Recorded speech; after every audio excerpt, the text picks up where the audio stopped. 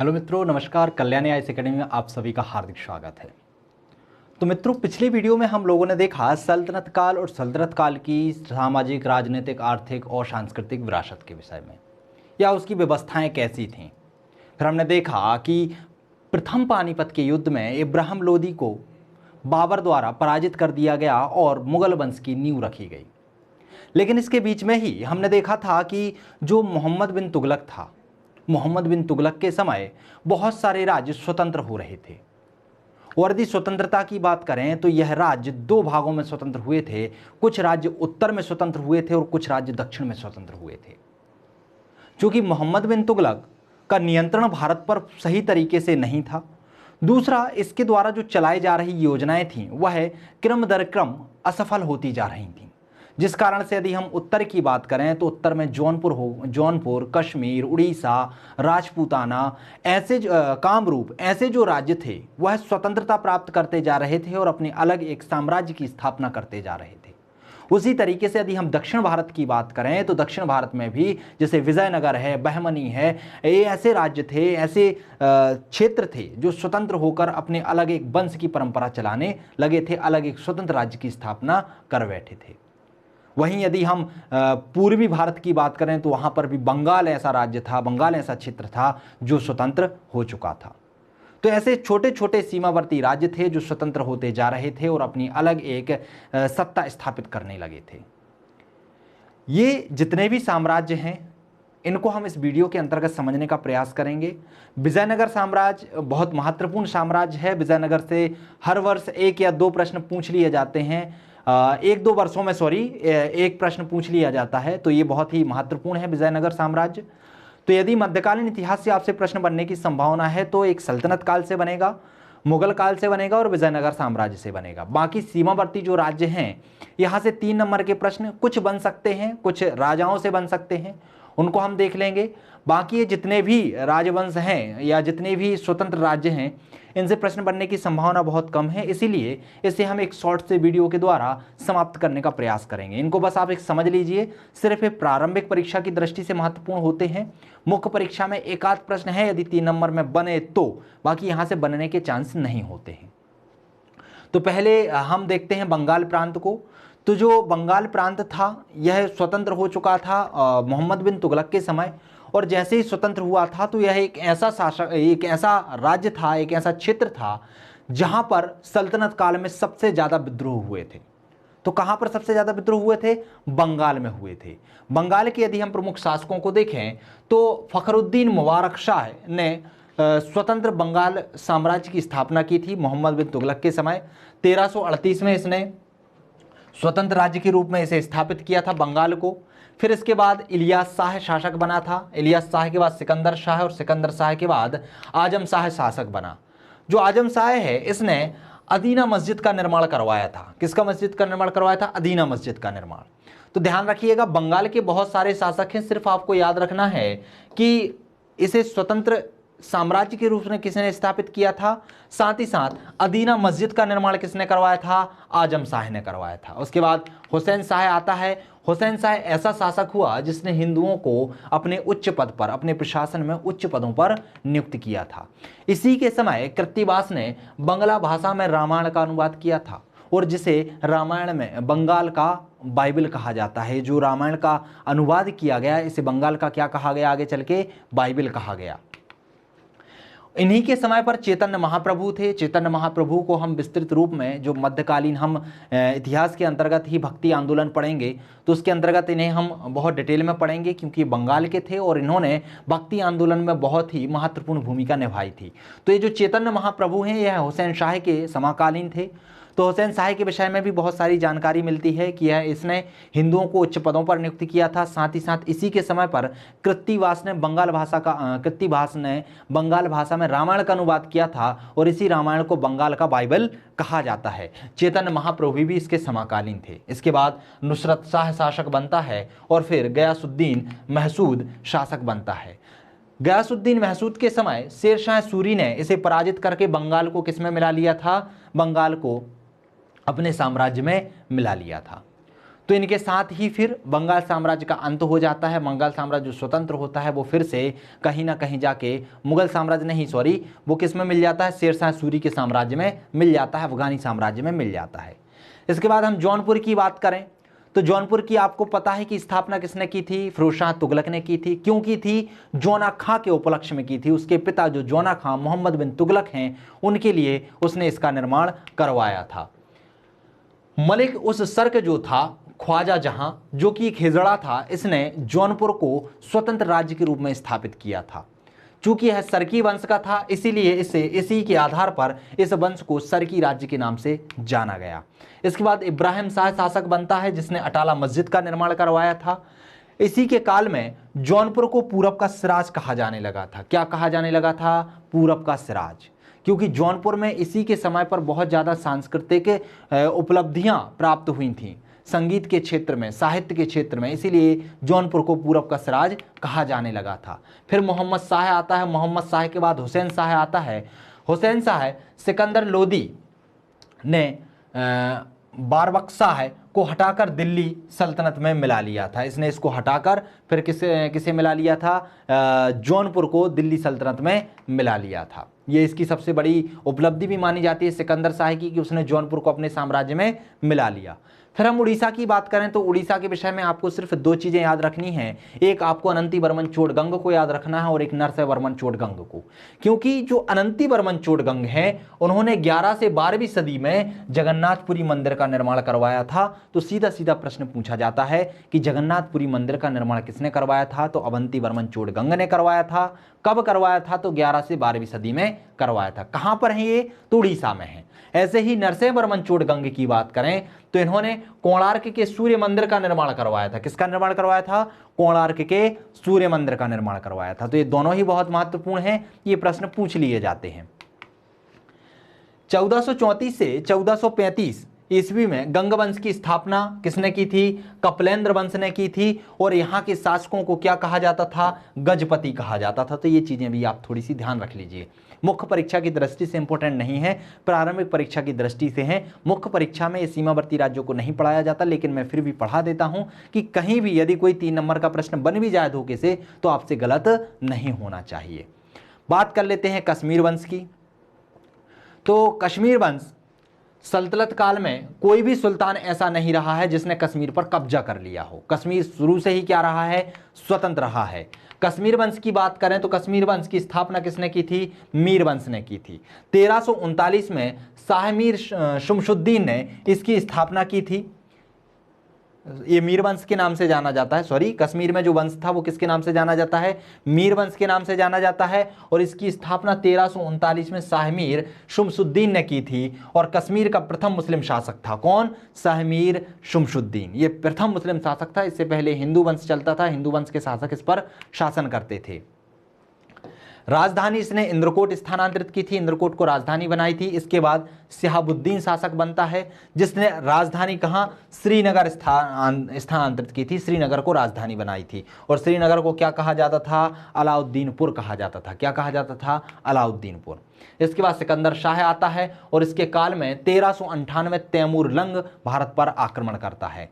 यह असहिष्णु शासक था। इसने अनेक हिंदू मंदिरों को तोड़ा तथा हिंदुओं को कश्मीर घाटी छोड़ने के आदेश भी दिए थे। किसने दिए थे, सिकंदर शाह ने दिए थे। फिर जैनुल आबदीन आता है, ये बहुत ही महत्वपूर्ण है, यहां से प्रश्न पूछे जाने की संभावना है। 3 नंबर में प्रश्न बन सकता है जैनुल आबदीन में। तो जैनुल आबदीन क्या था, इसके बहुत सारे उपनाम थे। इसे बुद्ध शाह भी कहा जाता था, महान सुल्तान भी कहा जाता था, कश्मीर का अकबर भी कहा जाता था। कश्मीर का अकबर क्यों, धार्मिक उदारता के कारण।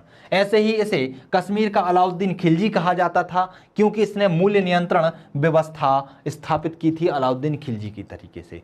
तो इसे बहुत सारे उपनामों से जाना जाता है, जैसे कि बुद्ध शाह, महान सुल्तान, कश्मीर का अकबर, कश्मीर का अलाउद्दीन खिलजी। तो ये उपनाम आपको याद रखने हैं, सीधे सीधे प्रश्न पूछा जाता है। इसने हिंदुओं पर से जजिया कर को हटा दिया, साथ ही साथ गौ हत्या पर क्या किया, उसने पाबंदी लगा दी। जो गौ हत्या हो रही थी उस पर पाबंदी लगाई, साथ ही साथ हिंदुओं से जजिया कर समाप्त कर दिया। साथ ही साथ जो सती प्रथा थी उसको प्रतिबंधित किया। जो प्रथा बहुत गलत थी उस पर क्या कर दिया, इसने प्रतिबंध लगा दिया कि सती प्रथा अब से इस राज्य में नहीं होगी। इसने फारसी भाषा में कुतुब उपनाम से कविताएं लिखी। किस नाम से? कुतुब उपनाम से कविताएं लिखी थी।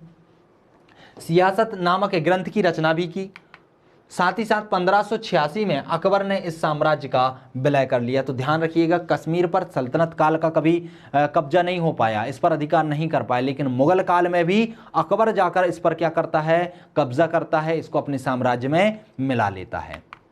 इसके साथ ही गुजरात की बात करें तो गुजरात के प्रमुख शासक जफर खां उर्फ मुजफ्फर शाह, इन्होंने क्या किया था? स्वतंत्र गुजरात राज्य की स्थापना की थी। फिर अहमद शाह आता है। अहमद शाह अहमदाबाद नगर की स्थापना कर उसे राजधानी बनाता है और यहाँ पर जामा मस्जिद का निर्माण करवाता है। तो ये प्रश्न पूछ लिया जाए तो आपको याद होना चाहिए कि अहमद शाह ने करवाया था, अहमद शाह की स्थापना की थी और उसे राजधानी बनाई थी, साथ ही साथ जामा मस्जिद का निर्माण भी करवाया था। इसके बाद फतह खां आता है, जिसे महमूद बेगड़ा कहा जाता है। ये बहुत ही महत्वपूर्ण है, 3 नंबर में पूछे जाने की संभावना यहाँ से बनी रहती है। तो गुजरात का सबसे प्रसिद्ध शासक था। इसने गुजरात के हिंदुओं पर क्या लगाया था? जजिया कर लगाया था। और ये कहा जाता है कि इसे बचपन में विष देकर पाला गया था, क्योंकि यह इतना चालाक था, इतनी सातिर खोपड़ी का था और इतना क्रूर था कि इसे क्या कहा जाता है कि इसे बचपन में विष देकर पाला गया होगा। इसके बाद मुजफ्फर शाह द्वितीय आता है। फिर बहादुर शाह आता है, जिसने 1531 में मालवा को जीतकर गुजरात में मिला लिया था। बहादुर शाह थोड़ा महत्वपूर्ण है, यहाँ से प्रश्न पूछ लिया जा सकता है, क्योंकि बहादुर शाह का उल्लेख बहुत ज़्यादा मिलता है। आप जब तक आधुनिक इतिहास पढ़ेंगे तो वहाँ पर भी इसका उल्लेख मिलेगा, क्योंकि इसने चित्तौड़ को भी लूटा था, मालवा को भी जीता था और मालवा को गुजरात में मिला लिया था। साथ ही साथ जब यह समुद्र की यात्रा कर रहा था, अरब सागर की यात्रा कर रहा था नीनो डी कुन्हा के साथ में। नीनो डी कुन्हा क्या था? पुर्तगीज गवर्नर था। तो उनसे बातचीत में यहाँ पर विवाद हो गया और विवाद स्वरूप नीनो डी कुन्हा ने इन्हें धक्का देकर समुद्र में डुबा दिया और यह वहाँ पर खत्म हो जाता है। फिर इसके बाद हम मालवा की बात कर लेते हैं। तो मालवा के प्रमुख शासक कौन कौन से थे? तो दिलावर खां धूरी। दिलावर खां धूरी ने 1401 में इसे स्वतंत्र भारत की स्थापना की, मतलब भारत में इसे स्वतंत्र राज्य के रूप में स्थापना की। फिर हुसैन शाह या अलफ खां आता है। हुशंग शाह बहुत ही इंपॉर्टेंट है, यहाँ से प्रश्न पूछे जाने की संभावना बनी रहती है। तो इसका नाम क्या था? अलफ खां था। धार्मिक रूप से उदार एवं सूफी संत बुरहानुद्दीन का शिष्य था। ये कैसा था? उदार शासक था और सूफी संत का शिष्य था। धार से स्थानांतरित कर, इसने अपनी राजधानी धार से स्थानांतरित कर कहाँ ले गया? ये मांडू ले गया और मांडू को अपनी राजधानी बनाया। मांडू को इसी ने बसाया और उसे सादियाबाद नाम दिया। तो पूछा जाता है मांडू को किसने बसाया, मांडू को राजधानी किसने बनाया, सादियाबाद किसे कहते हैं? तो ध्यान रखना, होशंग शाह जो है वही ऐसा शासक था जिसने मांडू को राजधानी बनाया था और सादियाबाद का नाम दिया था। 1453 ईस्वी में इसकी मृत्यु हो गई। इसके बाद मोहम्मद शाह गजनी खां शासक बना। यह हुसंग शाह का क्या था? पुत्र था। फिर महमूद शाह खिलजी शासक बनता है। इसका शासनकाल 1436 से 1469 ईस्वी तक चलता है। यह मोहम्मद शाह का क्या था? वजीर था। वजीर वो शासक बन जाता है और यहाँ पे खिलजी वंश की परंपरा चलाता है। कहाँ? मालवा में। फिर इसने मालवा में खिलजी वंश की नींव डाली थी। यह उदार, न्यायप्रिय एवं उदार शासक था। 1531 में गुजरात के सुल्तान बहादुर शाह ने मालवा पर आक्रमण कर मांडू पर अधिकार कर लिया। अभी हमने देखा था कि बहादुर शाह ने मालवा पर क्या किया था? आक्रमण किया था और मालवा पर कब्जा कर लिया था। और मल्लू खां उर्फ कादिर खां को मालवा का सूबेदार बनाकर वह चला गया था। 1543 में शेर शाह ने सुजायत खां को मालवा का सूबेदार बनाया और 1556 में सुजायत खां का पुत्र वजियत खां या बाज बहादुर मालवा का सुल्तान बना। फिर बाज बहादुर की कथाएं तो आपने सुनी होंगी। बाज बहादुर महल भी जो मांडू है वहाँ पर बना हुआ है, रानी रूपमती का महल बना हुआ है। रानी रूपमती और बाज बहादुर की जो प्रेम गाथा है, इसके लिए मांडू जाना जाता है। यह गोंड शासिका रानी दुर्गावती से भी इसने कई बार युद्ध किया, लेकिन हर बार रानी दुर्गावती से पराजित होकर वापस आ जाता था। यह रानी रूपमती में और संगीत तथा ललित कलाओं में ही व्यस्त रहता था, वहीं खोया रहता था। जब अकबर ने यहाँ पर अटैक किया, आक्रमण किया और बाज बहादुर को पराजित कर दिया, कब? 1661-62 में पराजित किया। तो रानी जो रूपमती थी उसने जोहर कर लिया था और उसने आत्मदाह कर लिया था। आत्मदाह करने के बाद अकबर को लगा कि हमने गलत किया है, तो अकबर बाज बहादुर को यहाँ से उठवा के ले जाता है, मालवा से ले जाता है और दिल्ली में अपने सिंहासन के पास ले जाता है और अपने जो नवरत्न होते हैं, जो विद्वानों की मंडली होती है, उसमें बाज बहादुर को शामिल कर लेता है और शामिल करने के साथ ही सारंगपुर में रानी रूपमती का मकबरा भी बनवाता है। अकबर ने बाज बहादुर को किस में शामिल किया था? नवरत्नों में शामिल किया था। अब बात कर लेते हैं हम बहमनी साम्राज्य की। तो बहमनी साम्राज्य भी ज़्यादा महत्वपूर्ण नहीं है, कुछ शासक हैं इसके एक दो, उनको हम देख लेते हैं, कुछ इंपॉर्टेंट होंगे तो उनको आप देख लेना। अलाउद्दीन बहमन शाह। अलाउद्दीन बहमन शाह का जो मूल नाम है हसन गंगू या जफर खां था, और हसन गंगू और जफर खां ने ही बहमनी राज्य की नींव डाली थी, उसे स्वतंत्र राज्य के रूप में स्थापित किया था। कब किया था? तो 1347 में किया था, मोहम्मद बिन तुगलक के समय में ही किया था। इसने अपनी राजधानी कब कहाँ बनाई थी? तो गुलबर्गा बनाई थी। प्रारंभिक परीक्षा की दृष्टि से बहुत महत्वपूर्ण है। फिर इसके बाद मोहम्मद शाह आता है। इसके काल में ही सबसे पहले बारूद का प्रयोग किया गया था हरिहर और बुक्का के विरुद्ध, और यह हरिहर और बुक्का कौन से? विजयनगर साम्राज्य के थे। तो विजयनगर साम्राज्य और बहमनी साम्राज्य में युद्ध हुआ था, तो बुक्का के विरुद्ध इसने क्या किया था? पहली बार बारूद का प्रयोग किया गया था। इसके बाद फिरोज शाह आता है। यह एक विद्वान शासक था जो कि विभिन्न भाषाओं का ज्ञान रखता था। इसके बारे में कहा जाता है कि अपनी रानियों से अलग अलग भाषाओं में बात करता था, मतलब अलग अलग रानियों से अलग अलग भाषा में बात किया करता था। यह खगोल शास्त्र का ज्ञाता भी था। उसके अध्ययन के लिए इसने दौलताबाद में एक वेधशाला का निर्माण भी करवाया था। इसने विजयनगर के शासक देवराय प्रथम को भी क्या किया था? पराजित किया था। ये विजयनगर के शासक देवराय को हम डिटेल में आगे जाके पढ़ेंगे, तो इन्हें पराजित किसने किया था? फिरोज शाह ने किया था। इसके बाद शहाबुद्दीन अहमद शाह प्रथम आता है।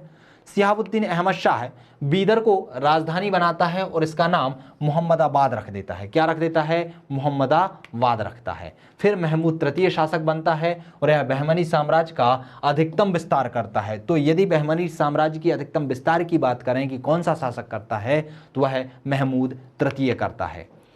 मोहम्मद गवा ने विजयनगर से गोवा को और दालोब का क्षेत्र छीन लिया। तो जो मोहम्मद गवा था, मोहम्मद तृतीय था, महमूद तृतीय, यह क्या करता है? विजयनगर से गोवा और दालोब का क्षेत्र छीन लेता है। फिर महमूद शाह शासक बनता है और महमूद शाह इसके प्रधानमंत्री के पुत्र आमिर उल वरीद को दक्कन की लोमड़ी कहा जाता है। क्या कहा जाता था? दक्कन की लोमड़ी कहा जाता था। कलीमुल्लाह शासक बनता है और कलीमुल्लाह बहमनी साम्राज्य का अंतिम शासक रहता है, और इसके बाद बहमनी साम्राज्य बहुत सारे क्षेत्रों में, बहुत सारे भागों में बढ़ जाता है। कितने भागों में बढ़ जाता है? 5 भागों में बढ़ जाता है। देख लेते हैं कौन कौन से 5 भाग हैं। एक भाग होता है जिसे कहते हैं बरार। बरार का क्षेत्र होता है जहां पर राज्य की स्थापना होती है 1484 में, और इसकी स्थापना यहां पर कौन सा वंश होता है? तो इमाद शाही वंश होता है।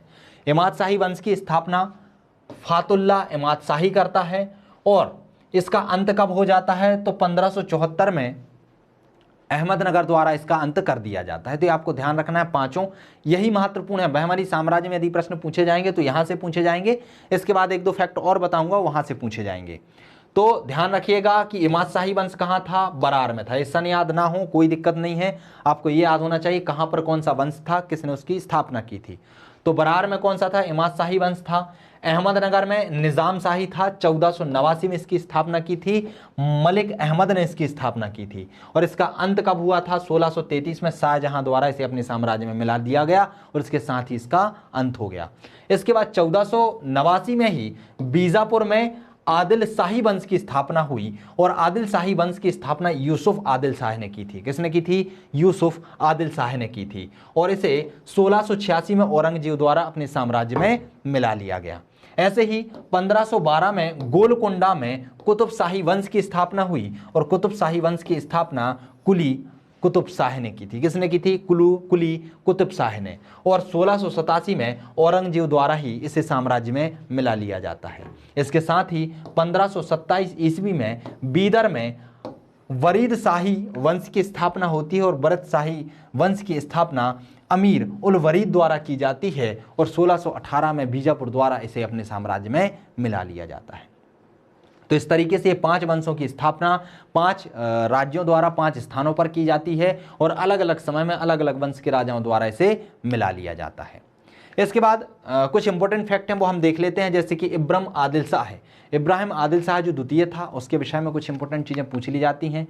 कि इसे क्या कहा जाता है, तो इसे जगत गुरु व अबला बाबा के नाम से जाना जाता था। क्या नाम से जाना जाता था? जगत गुरु या अबला बाबा के नाम से जाना जाता था।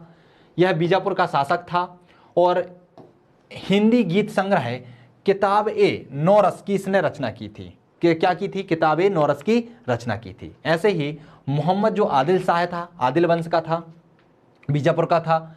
इसका मकबरा जो है इसका मकबरा गोल गुंबद बीजापुर में कर्नाटक में स्थित है।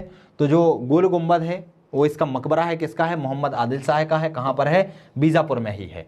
फिर मोहम्मद कुली गोलकुंडा का शासक था और हैदराबाद नामक नगर की इसने स्थापना की थी। साथ ही साथ इसने चार मीनार का निर्माण करवाया था। तो पूछा जाता है चार मीनार का निर्माण किसने करवाया था? तो चार मीनार का निर्माण किसने करवाया था? मोहम्मद कुली ने करवाया था। इसे दक्कनी उर्दू हिंदवी जो कि आधुनिक उर्दू है उसका भी आविष्कार किसने करवाया था? मोहम्मद कुली ने करवाया था। बहमनी राज्य में कुल 18 शासक हुए जिन्होंने 175 वर्ष तक क्या किया था? शासन किया था। तो ये कुछ क्षेत्रीय राजवंश थे। एक राजवंश और बचता है क्षेत्रीय, जिसे कहते हैं विजयनगर साम्राज्य। क्योंकि विजयनगर साम्राज्य महत्वपूर्ण है, विजयनगर साम्राज्य की सामाजिक आर्थिक राजनीतिक स्थिति भी पूछ ली जाती है, व्यवस्था भी पूछ ली जाती है। साथ ही साथ उसमें भी बहुत सारे वंश थे और उन वंशों में भी बहुत सारे शासक थे जिन्होंने महत्वपूर्ण काम किया है और वहाँ से 3 नंबर, 5 नंबर और 11 नंबर के प्रश्न बनने की संभावना भी ज़्यादा है। इसलिए उसे हम पर्टिकुलर एक अलग वीडियो के अंतर्गत रख के पढ़ेंगे, उसका अलग से अध्ययन करेंगे। तो दोस्तों मिलते हैं हम अगले वीडियो में अगले वंश के साथ, जिसमें हम विजयनगर साम्राज्य का अध्ययन करेंगे। तब तक के लिए नमस्कार।